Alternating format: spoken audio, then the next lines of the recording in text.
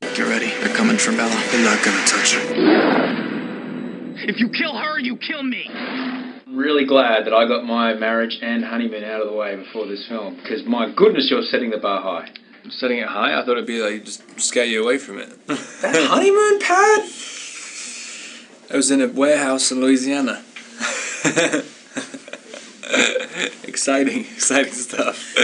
In Baton Rouge. Really? So The exteriors are in Brazil, though. I mean, if you want to get the full impression, you've got to go to Brazil. But if you just blindfold someone and then give them a Valium or something, just tell them they've been on a plane for 12 hours, and then say, let's just not leave this room for the whole honeymoon, and then it's quite easy to achieve. You probably do it for about a couple of grand. take us through it. You go, oh, here's the Breaking Dawn Part 1 script. Awesome. Page 1, Taylor opens it. Open, Taylor, third line, takes his shirt off. I mean, what do you think? What are your thoughts when you see that? Well, that's actually not what I saw. When I read the first script, there was many more occasions. So, I mean, Bill Condon, the director, and I had several conversations where we were like, look, this is a character-driven movie. By far the most out of any of them. And we just wanted to get that moment, which made sense, done with, over with, and, there's one, it's about 2 seconds, so don't blink, and then it doesn't happen again, which is great. So, as soon as you've done that, and you're like, that's it, no more shirts off, what do you eat?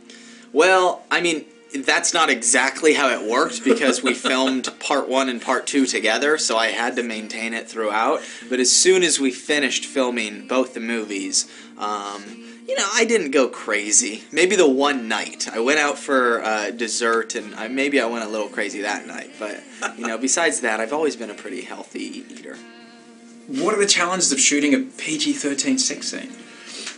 The fact that it's PG-13 is probably the biggest challenge. Yeah. It's like, also, I mean, it's funny because I've done PG-13 sex scenes and gotten away with a ton more than people were allowing us to do in this. I mean, it became, I think, people were really, really worried about it when we were doing it.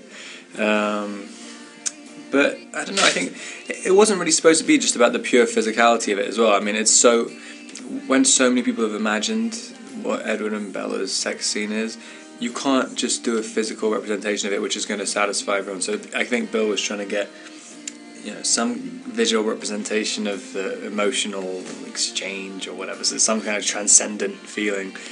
So it was kind of difficult to do. It was very, me and Kristen had no idea what we were supposed to be doing the entire time.